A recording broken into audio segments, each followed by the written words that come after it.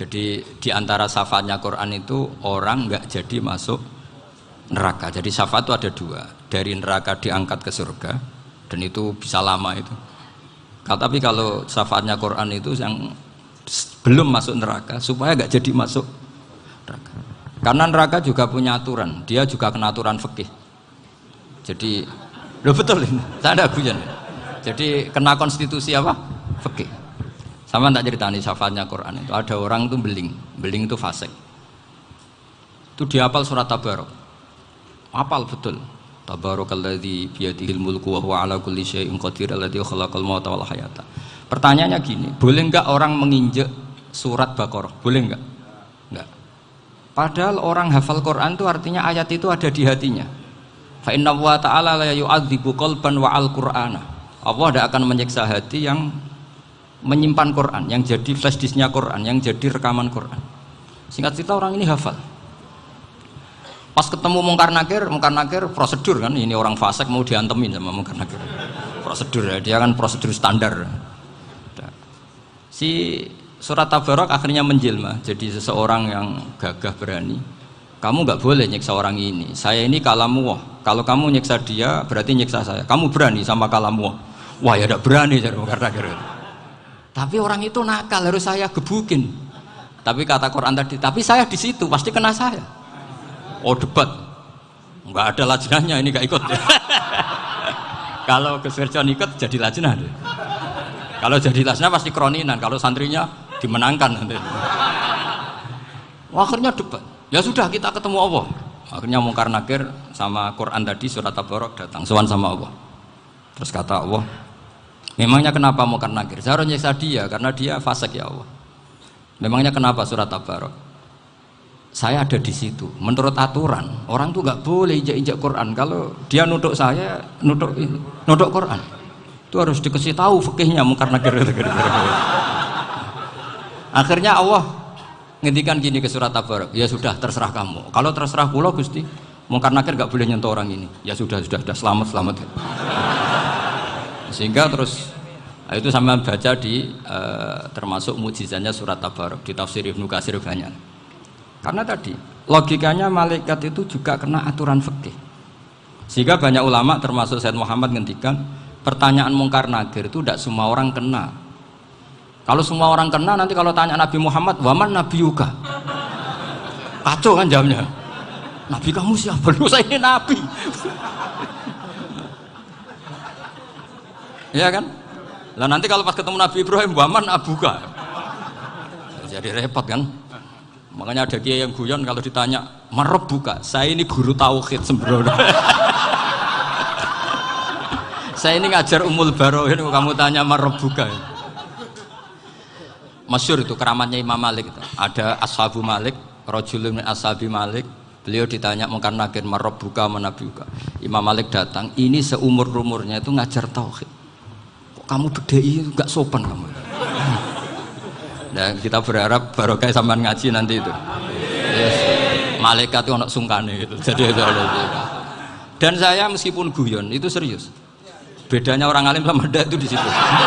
Kalau orang alim itu guyon itu masih bener, masih serius. Coba saya bacakan ayatnya. Ala inna auliya Allahi la khaufun alaihim wa lahum yahzanun. Terus lahumul busyra fil hayatid dunya fil akhirah. Artinya kalau Mungkar Nakir dengan penampilan garang gitu, berarti ada ketakutan apa enggak? Ada. Padahal ciri utama walinya Allah tidak ada ketakutan.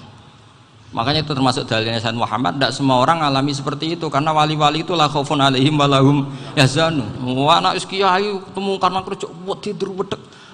Iku dresege ora kok pertanyaan tok nak konan santri piye. Lho isen wis kiai dihanjuti Mungkar Nakir. Malu gak kira-kira? Mesti pelengani konan santri piye? Nak jawabannya gampang karena pernah ngajar tauhid.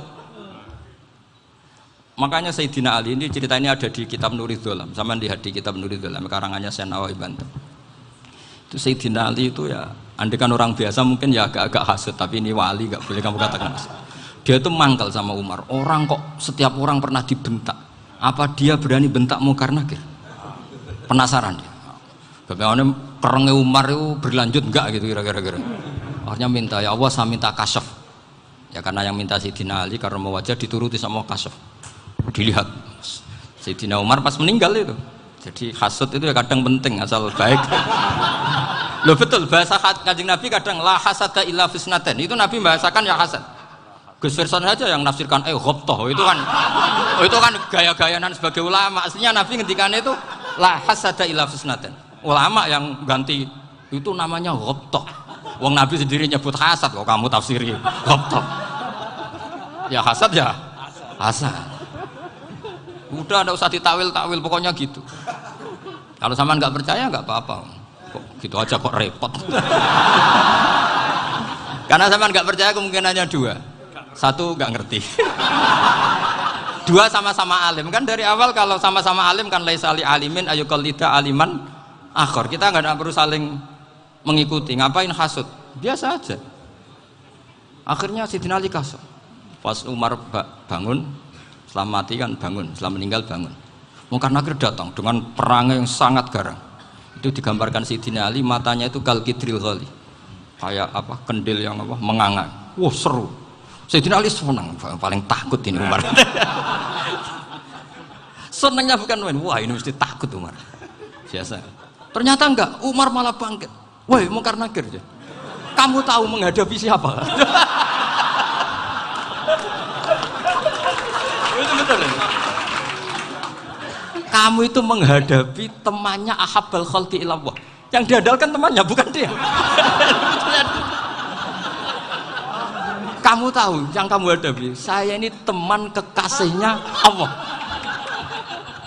Jadi boleh kamu mengandalkan Mbak Virjon.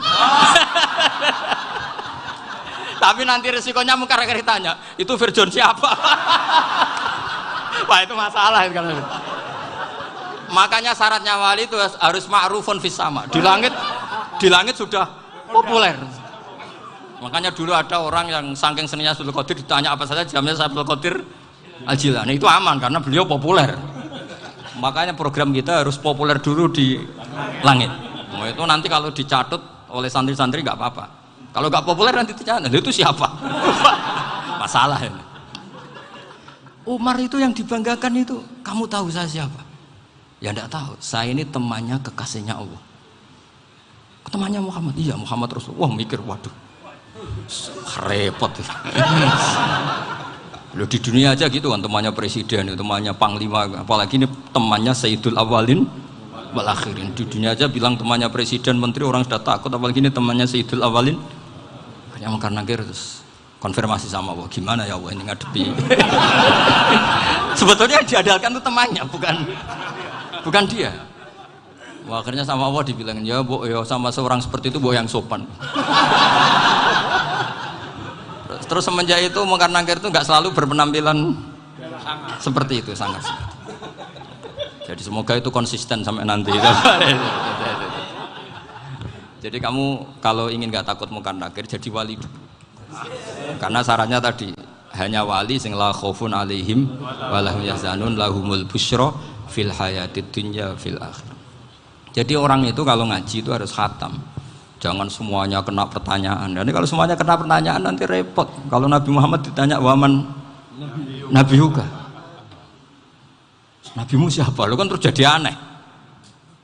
Jadi makanya ketika Sayyid Muhammad semua ulama lah, nggak ada am kecuali ditaksis, kecuali sifatnya Allah. Misalnya bikulli syai'in alim ya benar-benar bikulli syai'in.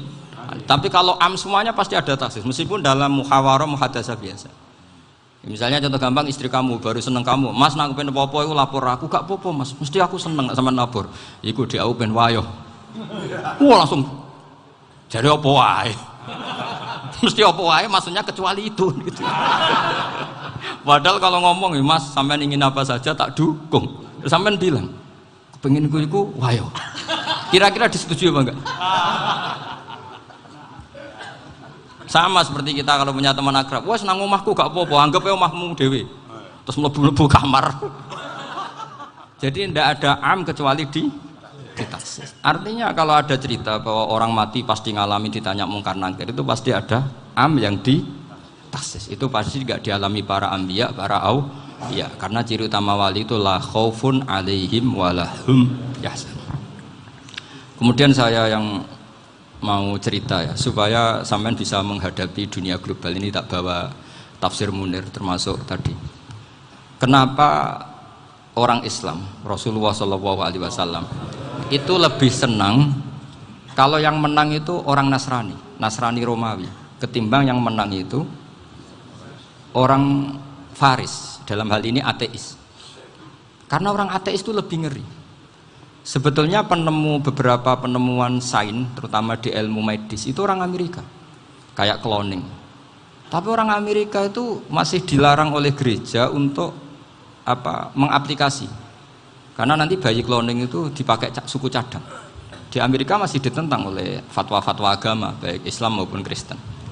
Tapi di Cina itu dipraktekkan, karena nggak ada halangan agama. Di Cina itu biasa ada kondom diolah lagi jadi alat-alat aksesoris. Di Amerika tidak ada karena masih ada agama, masih ada larangan.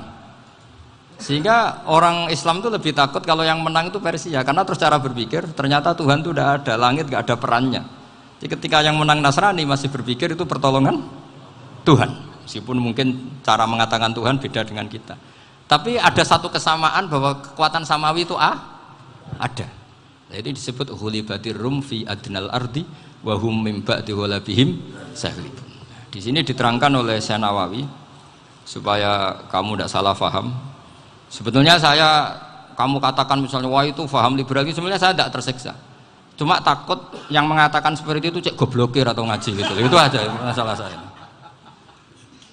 Ini saya baca ini karangannya Syekh Nawawi karena tadi kata Mbak Firjon ngaji itu harus sama orang yang bersanad.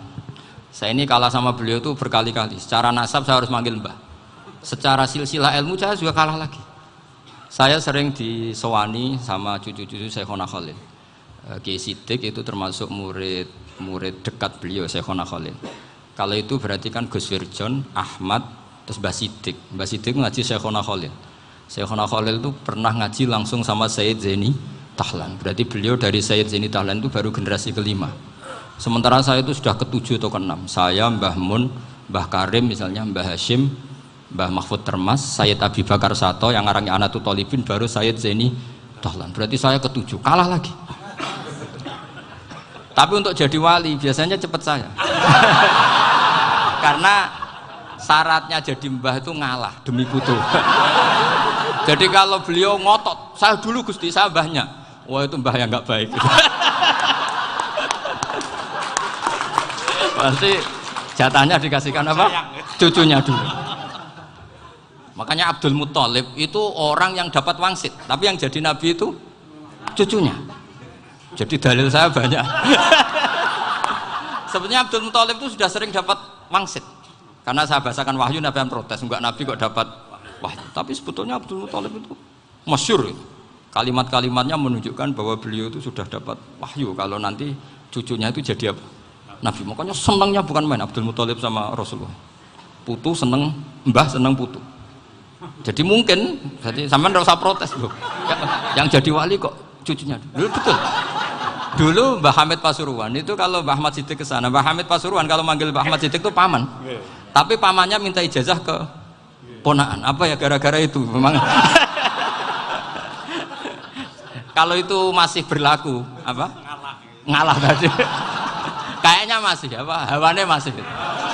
Hawane masih. Karena melihat tren-tren langit masih gitu kayaknya masih. Masih itu. Ya, tapi mbahnya tetap dapat jatah, tenang saja nanti. Tapi memang sebaiknya mbah itu legowo. Rasulullah Muhammad SAW itu terkenal min dzurriyyati Ibrahim. Tapi kata Rasulullah, ana dakwatu Ibrahim wa bisyaratu Isa. Aku nganti ngene iki barokah dongane Nabi siapa? Ibrahim. Jadi dongane Nabi Ibrahim ya tiba teng putu. Jadi banyak bukti bahwa jatuhnya ke putu gitu. Tadi saya di kamar sama beliau berduaan. Nih Mbah sing dadi wali dhisik ndi? Aku wae Bang. Cocokan tadi. Nah, kenapa saya akhir-akhir ini gulirkan daftar wali? Kenapa? Saya ini resah ya, orang sudah ingin dicintai pejabat, dicintai tetangga, dicintai teman. Tapi kadang-kadang orang lupa lagi dicintai Allah. Makanya saya meskipun guyon, tapi ini amdan, bukan sahwan. Supaya orang punya cita-cita lagi jadi wali, ingin dicintai Allah. Kita ini terlalu lama ingin dicintai makhluk, dicintai makhluk. Mbok ya naik kelas sedikit lah. ingin dicintai Allah Subhanahu wa Ta'ala. Meskipun saya guyon, tapi tadi guyon saya tuh lebih serius ketimbang serius Anda. Karena tak pikir. Saya tuh kalau pergi itu seneng ngebis, bukan karena saya tidak punya mobil, tapi saya sering mau butuh itu supaya nggak diganggu. Karena saya tuh harus punya waktu sendiri. Kalau bis kan ketemu orang nggak kenal, tapi sekarang ya agak susah, banyak yang kenal. Dan susahnya lagi nggak minta ijazah, minta foto. Repot tuh. Mau dibenci itu umatnya Rasulullah Shallallahu Alaihi Wasallam. Mau disetujui itu sanatnya mana? Kalau ketemu orang alim minta apa? Foto. Itu nggak ada sanatnya. Nggak tahu saya itu mazhab dari mana itu. Ya mazhab milenial yang jelas itu kan. Ini tak baca ya biar dapat, karena ini kenangan saya sama Mbak Ahmad Siddiq. Saya masih ingat betul beliau ngisi hallnya Mbak Abdullah bin Umar, berarti abahnya Mbak Hamid. Karena mbah saya itu Fatimah binti Khalid bin Umar, kalau Mbak Hamid itu Hamid bin Abdullah bin Umar. Itu saya masih ingat betul zaman itu Mbak Hamid setiap hall di Lasem itu rawuh dan saya derek mbah saya karena masih misanan datang ke Lasem. Itu beliau pas itu ngisi sama Mbah Mun. Mbah Mun masih muda, Ki Ahmad Siddiq sepuh senior. Itu beliau cerita bahwa dulu ketika Indonesia dijajah Jepang itu para kiai mimpi dibacakan ayat Ghulibatir Rum fi adnal ardi wa hum min ba'di ghalabihim. Terus ada kiai yang tanya, takwilannya gimana? Ya nanti Jepang pulang bukan karena kita yang mengalahkan, tapi Jepang ada yang mengalahkan sendiri, meskipun tidak kita. Kayak dulu Faris tidak dikalahkan Islam tapi dikalahkan Romawi, tapi yang senang umat Islam. Wa yauma idzi yafrahul mu'min. Itu luar biasa ulama-ulama kita. Delalah kejadiannya Indonesia seperti itu. Yaitu kita tidak mengalahkan Jepang, tapi Jepang pulang sendiri karena dikalahkan apa? Sekutu. Ya ini saya baca. Ini tidak usah dicek bacanya benar apa enggak, sudah aman apa? Aman. Karena kalau saya salah itu ya sengaja. Artinya ya sengaja saja. Ya biasa maksudnya.